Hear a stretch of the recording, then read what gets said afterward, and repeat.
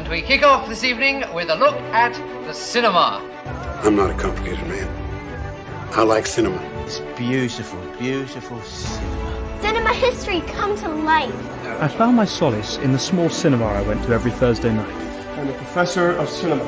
I go to the cinema for the stories. There was no competition between the cinema and seminar. I mean, it's not within the realm of conventional cinema. And now, here's Space and Johnson with a cinema review.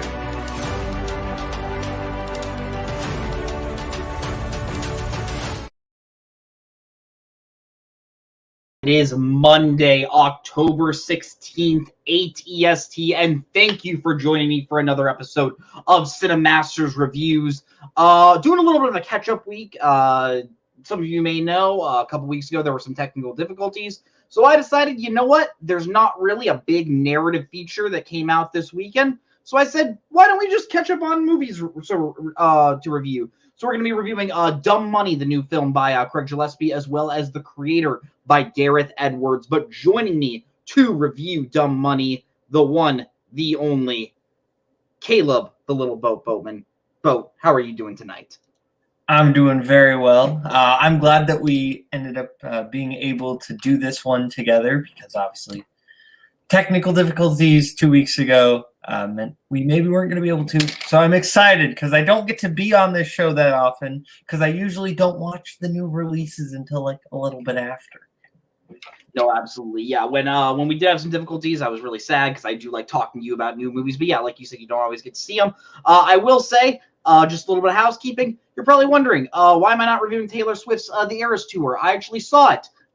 It's good. You don't need me to go tell you to go see it. If you want to go see it, you're probably going to go see it. If you don't want to go see it, I'm not going to convince you. So it's good. Yeah. All right, but let's get on to our first review tonight. I don't know what I'm doing sometimes. Let's get on to our first review of the night, that being Dumb Money, the newest film by Craig Gillespie. This follows the true story that happened about almost 3 years ago now, at the beginning of 2021, with the GameStop, essentially Robinhood scandal. A bunch of hedge fund traders were sort of betting against GameStop, and a bunch of nerds on Reddit were essentially like, hey, let's save GameStop. And GameStop stock just kind of went up. Those rich guys kind of got mad. It was kind of all spearheaded by this guy by the name of Keith Gill, aka Roaring Kitty, and this movie does a good job at getting into that.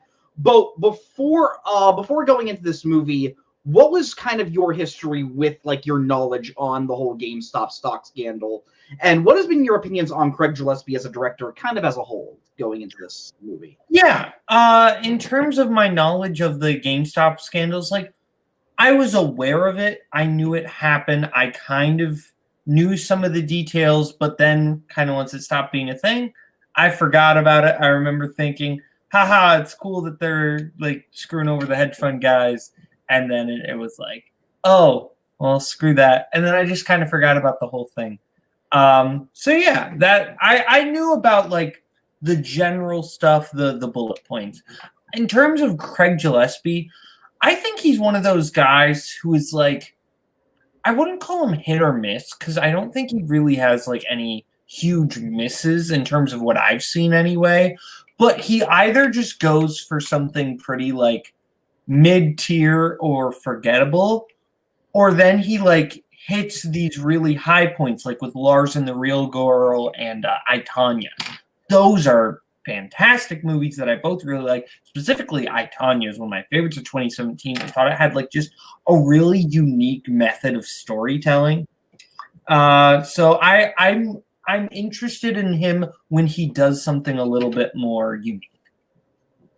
Yeah, in regards to the GameStop stock situation, I think I'm kind of in the same boat as you, where when it did happen, I was definitely aware of it. I'll be honest, I'm not a stock expert by any means, and I'm not going to pretend to be one. I like movies. Stocks confuse me. Never going to get into that market. But I do remember with me being someone who is interested in video games, it was something that I was slightly aware of. Of course, AMC stock was also kind of bought up at around the same time. Didn't make as quite the same headlines as the GameStop stock one did.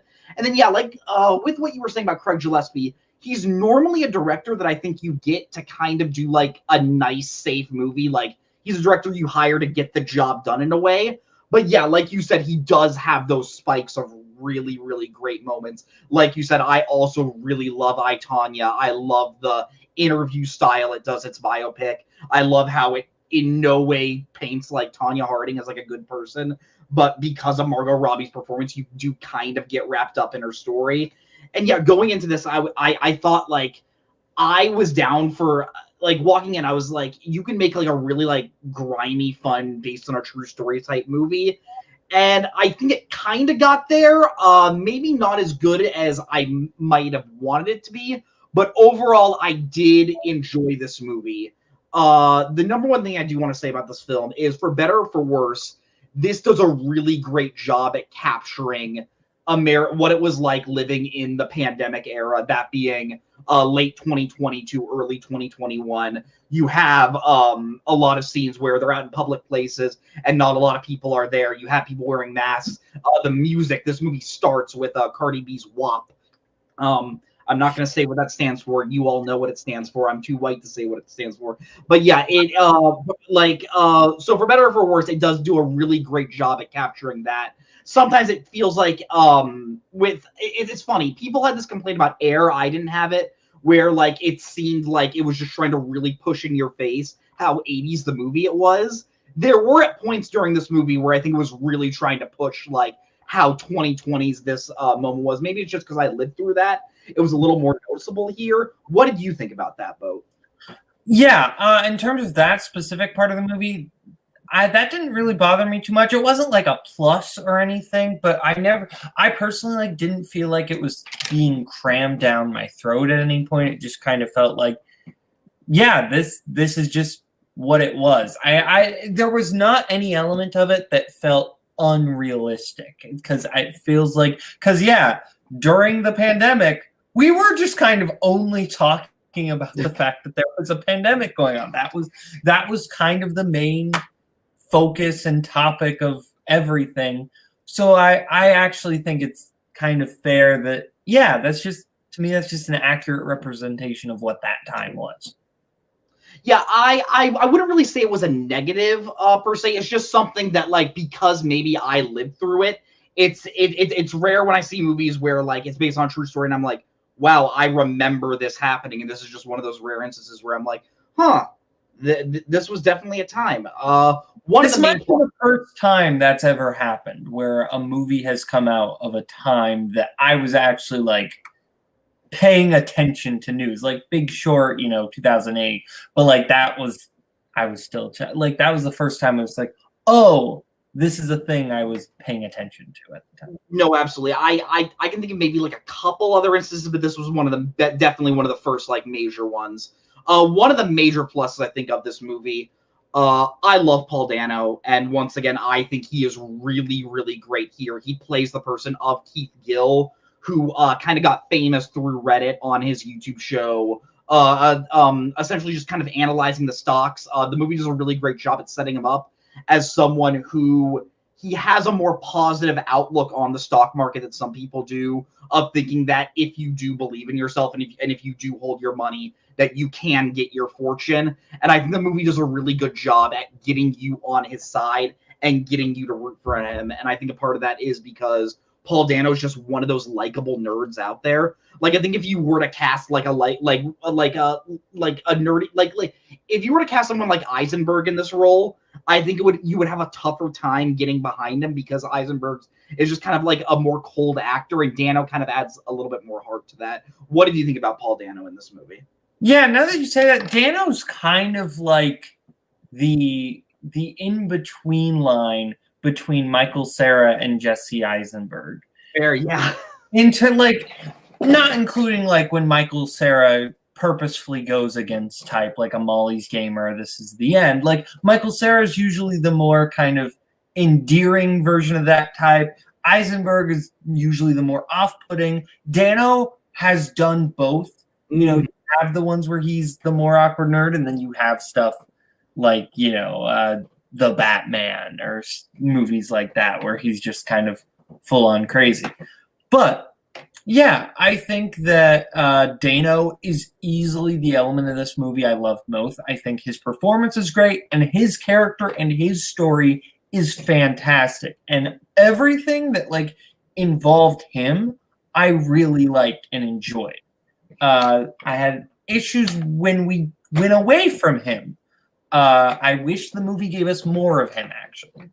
No, yeah, this movie definitely has a lot of side stories, and it's definitely juggling a lot of things. I think some of them I definitely liked a little more than most, but I think when it is focusing on Keith Gill, aka Roaring Kitty, that is when the movie is shining the most.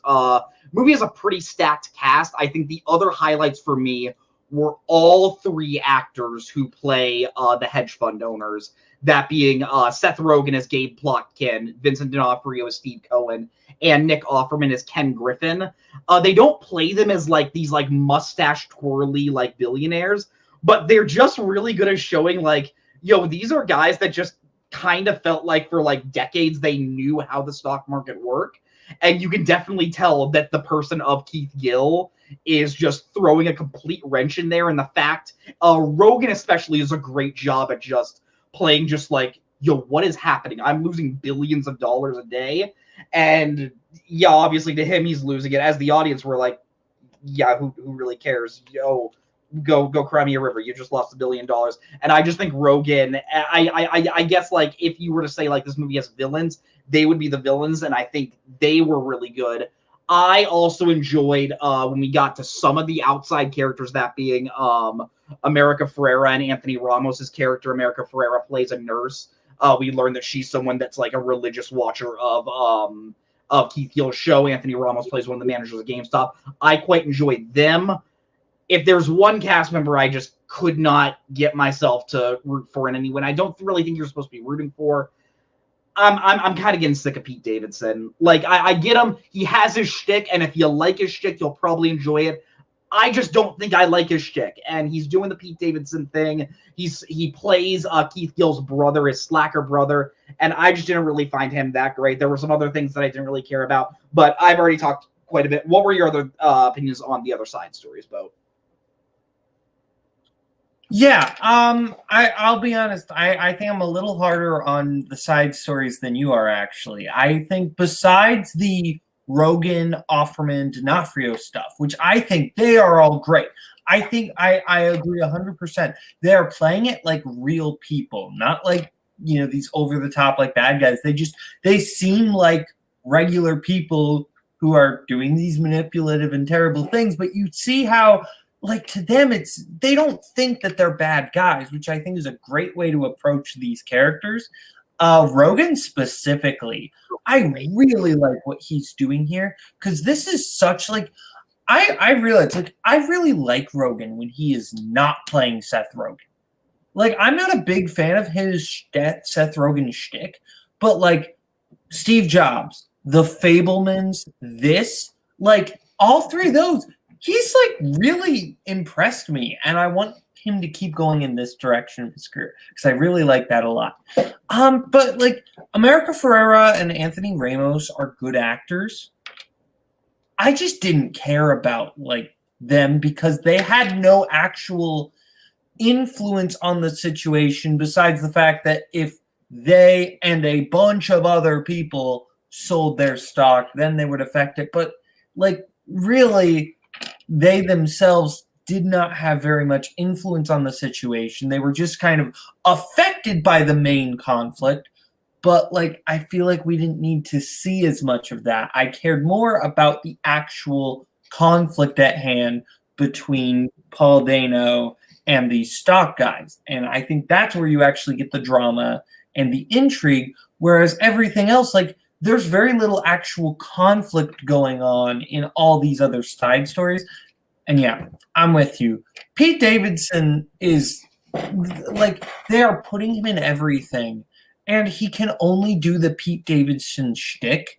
And it's like, you know, if he was just showing up in like straight comedies, like fine, that you put Pete Davidson in the comedy. But this would be like if when Adam Sandler was first starting out, they just were putting him in things like Man on the Moon and like L.A. Confidential. That's the movie I was thinking. Like imagine if Sandler just had a random side role in L.A. Confidential, and he's just doing the Sandler thing.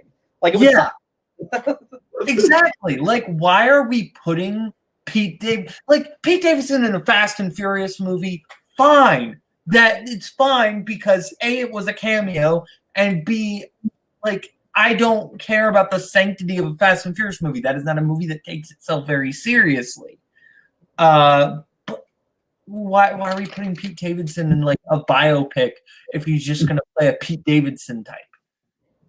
Yeah, as someone who reviews movies, I never want to just make the full stop of like, I'm tired of seeing this person, because I like to give people that chance. But Pete Davidson's really hitting that, like, kind of what Tiffany Haddish was kind of hitting in like the late 2010s of like, just seeing them so much, and they're doing the same thing. And yeah, like you said, I think the fact that this is supposed to be like, it is still supposed to be like a comedic biopic, but a biopic that's trying to take itself seriously. And then when you flash forward to him like doing naked laps on a track field, I'm like, what are we doing? Like, could you have not cast any other person in this role?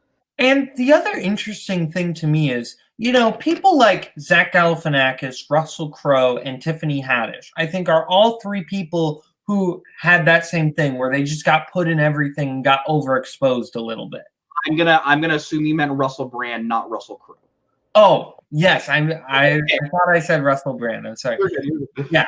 But Russell Brand, Zach Galifianakis, Tiffany Haddish, all people who had like a big... But that's the thing, is all three of them had a big showcase performance, and then that's why they got put in everything. Pete Davidson does not have The Hangover, does not have a Forgetting Sarah Marshall. He doesn't even have a Girls Trip.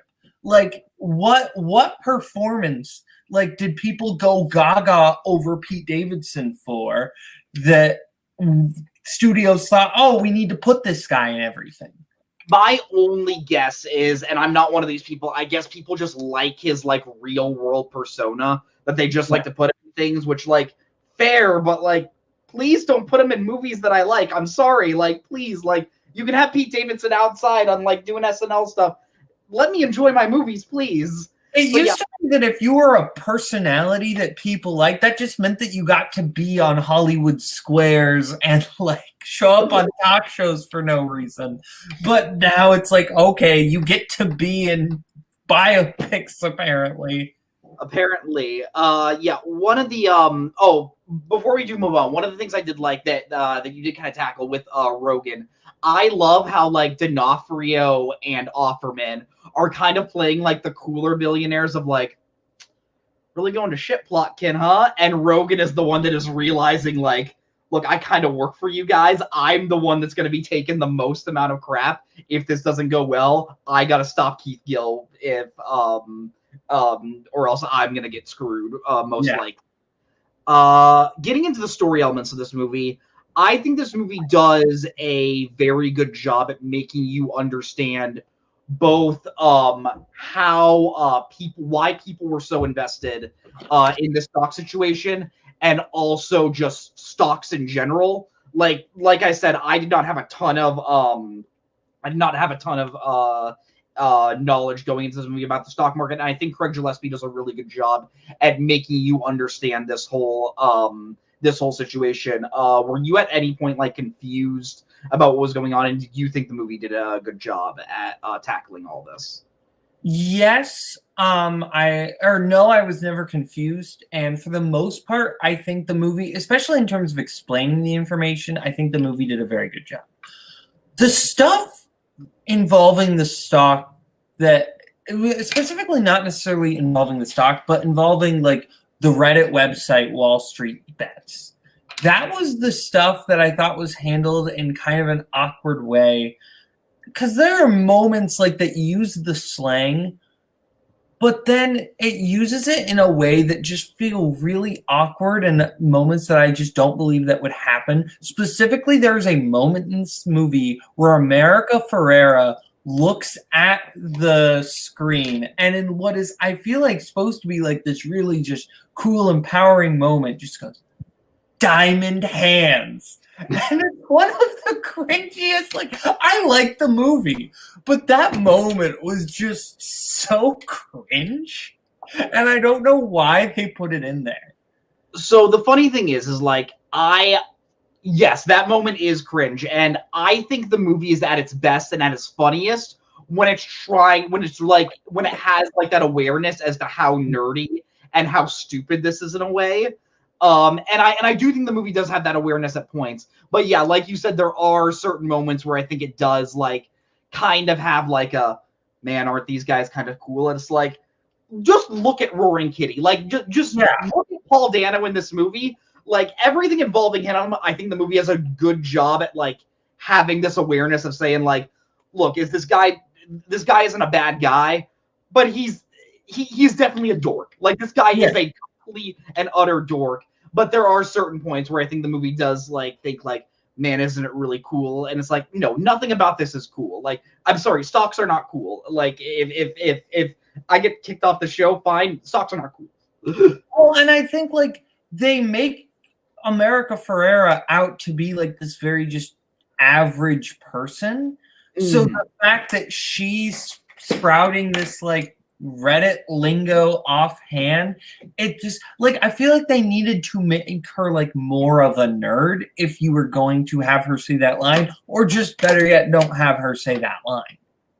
I will say there is a great moment in this movie where someone does point out that Keith Gill looks like Richie Tenenbaum in the Royal Tenenbaums, and America Ferrera's like, who's Richie Tenenbaum? And I'm like, and screw you, watch the Royal Tenenbaums, masterpiece. that was a great like 2 separate reference.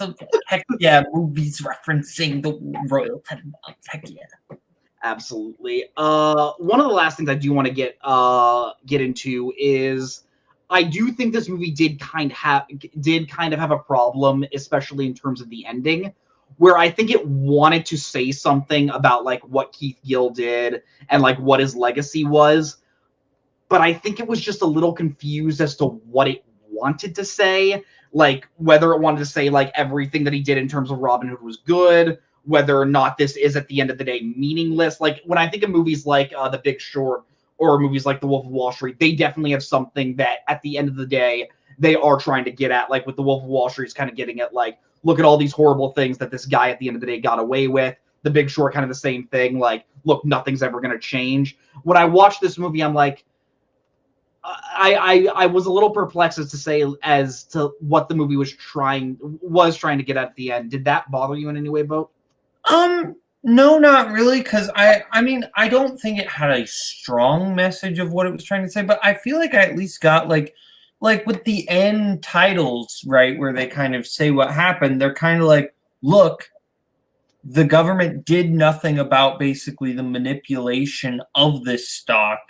That's kind of crappy. I don't think it has as hard hitting of a note as like the Big Short ending. I think it's kind of going for like a Big Short ending a little bit to a degree, but I do agree. It's also like, because it's trying to do that, but it's also like, look at how much money everybody else made off of it. Isn't that great? So I think that's kind of the problem, is like the Big Short. But I guess the Big Short does that too with like how much money these guys made off the shorts. So I don't know. It's not quite as, it's like a weaker version of the Big Short ending. And the more I do, and the more you were saying, and the more I was thinking about it, I guess at the end of the day, I don't think it needs to hit as hard as the Big Short, because at the end of the day, I think thinking about Dumb Money, far less people were affected by the events in Dumb Money than were affected in the Big Short. Like at the end of the day, like I was not affected by Dumb Money. You were not affected by Dumb Money. Most people were affected by the things that were going on in the Big Short. Dumb Money at the end of the day is still a small group of people, and many people were unaffected. But I think it does a good job at showing how it did affect people that do care about the stock market in a way. Yeah. Before we head into final ratings, is there anything that we haven't talked about that you do want to discuss? I don't think there's anything else that we haven't touched on. I will say the soundtrack is very good, even though it's not necessarily a lot of like my type of music. It's a very good like distillation of that era, so that was kind of good. Yeah, it honestly reminds me of Hustlers with Constance Wu and Jennifer Lopez. How that movie really did a great job at capturing like the late 2000s. This movie just does a really great job at capturing like the early 2020s, and I just think like capturing like eras that like maybe some people aren't like the most nostalgic for is always really fun. Yeah. But yeah, here at Cinemaster's Review, we rate movies on a scale of 0 to 10 videotapes, 0 being absolutely atrocious, 10 being absolutely marvelous. If you were to rate this movie on a scale of 0 to 10 videotapes, reminder, you can go half videotapes. What would you give this movie? I think this is a solid 7 out of 10. This is like a solid 7 out of 10 movie. I don't think it quite hits it up, but I don't think it quite hits it up. Like it hits its mark. It's one of those movies though that could have been better. Like it could have been like on maybe not on the level of like a Big Short, but at the very least could have been like on the level of a Blackberry. I think Blackberry does a lot of like, especially tonally, what this movie is going for but like better. No, absolutely. I'm actually going to keep the 7 up because I'm right there with you. I'm also going to get this 7 out of 10. Not a great movie, but definitely a good, solid, fun biopic. Anchored by a really great performance by Paul Dano. Does a good job at showing like, hey, why this moment was significant in our history, even if it doesn't maybe go for like the hard punches as you might have wanted. Might bite off a little more than it chews, but I definitely did enjoy it. If you do have the time, I would recommend seeing this in theaters, but when it does come to streaming, I would say definitely go see it. But yeah, like both said, go watch Blackberry, because Blackberry was great. More people should go watch Blackberry. Phenomenal Glenn Howard performance in that movie. He's from Waterloo, where the vampires roam. Boatman, thank you so much for joining me for this review of Dumb Money. Before you leave, is there anything you want to plug or promote? FBT, the title match will be, that's Film Buff Trivia. The title match will be coming semi-soon. So keep an eye out for that. Watch all the older matches if you're not caught up. Yeah. Yeah, Film Buff Trivia, great league. Would highly promote it. But you're one of my favorite people to talk movies with, and I'm always happy when I can get you onto this show. Thank you so much for joining me a few weeks later for Dumb Money, but still coming on to talk. Thank you very much. Absolutely. Have a great night. Always great to have Boatman on the show. And yeah, like I said, please go watch Film Buff Trivia. Is doing a great job with that. But we are going to be going right into our second review of the night, that being The Creator, directed by Gareth Edwards.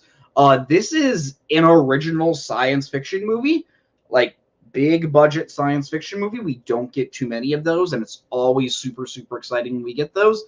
This movie is set in the near future where AI has essentially, we learned that that artificial intelligence has taken over, but it's not really about that. It's actually kind of at the tail end of that, where America has launched a revolution to essentially end that. They have a new program called the Nomad that is essentially designed to just destroy AI.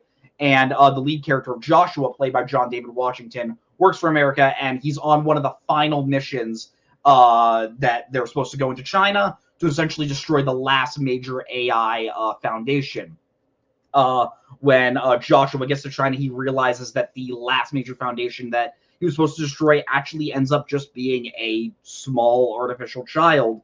And this movie tackles a lot of ideas of, hey, what is a person? What does it mean to live? What does it mean to have rights as a human? And yeah, a lot of really cool ideas are shown in this movie. The major element I do want to get into is this movie looks absolutely beautiful. We see so many movies today which are just like CGI hodgepodges, and they often look like just effects were just thrown onto green screens without very little care. This movie, I believe, I'm actually going to look up the budget so I can get the exact number, but it was like less than $100 million. I think Gareth Edwards did a really good job at keeping the budget down, but it looks better than like 90% of movies that come out today. I just think like how clean this movie looks, how all the machinery looks, just looks really cool, looks really clean. And yeah, if I could just recommend like this is a movie you want to see on the biggest screen you can. $80 million, like having a movie like this that looks this good be made for that little money, I think is really, really good and honestly pretty great for the industry. But yeah, the movie looks gorgeous. I love the design of the AI creatures. Like, if you've seen trailers or images, like all the characters that are AI, like they have like these like holes in their head, and I think that it's a really great job at making those designs. Yeah, also a phenomenal score by Hans Zimmer. Like, if you want to make your movie feel bigger than it is, get Hans Zimmer to do your score, because he adds a really, really grand score. The world building, I think, is phenomenal. I think it does a good job at showing the beginning of what was going to be humanity's downfall, and then showing how, like, hey, humans, like, they're still fighting, but they are winning this war. I think it does a great job at showing that. And the world building, the setup of all of these characters, I think is really, really well done. I think the bond between Joshua and Alfie is the small artificial child. Alfie, I wrote the actress's name, played by Madeline Uniboyles. Really, really great relationship between those two characters. Joshua kind of starts out like on this, like, definitely just the character that's just sort of in it for the job. Like, if you've seen The Last of Us, or you've seen or if you played The Last of Us, if you've seen Children of Men or Logan, you probably know where this story is going, where you have the jaded character who's been sort of like wrong in the past, doesn't really have a lot to work for, and then slowly this character is going to give them more emotion, more humanity. I think the bond between Joshua and Alfie is really, really well done. My only problem is I wish the bond that Joshua had with his late wife, Maya, who we learned was kind of the catalyst maybe for Alfie, because her DNA may have been used to produce Alfie. This is revealed fairly early on in the movie. And Maya sort of died early on in this mission to essentially wipe out AI. I wish the relationship between Joshua and Maya was stronger, because that would have made me care a lot more for the characters. Like, this movie has, like, Gareth Edwards puts a lot of effort into building up this world and making you care for these two characters, but when so much of the movie is focused on Joshua and Maya and how much she meant to him, it does make you a little disappointed that not a lot of like thought was put into making you care for those things. Movie has a great cast. Specifically, I just want to shout out Allison Janney. Really, really understood the movie she was in. She's not doing like phenomenal stuff here, but she's just really fun as like this gruff like military colonel, and the one that just like wants to wipe out all this AI with this device called the Nomad. I think it's fun watching Allison Janney play this type of character that she has like kind of played before in the past. Like we mentioned I, Tonya before.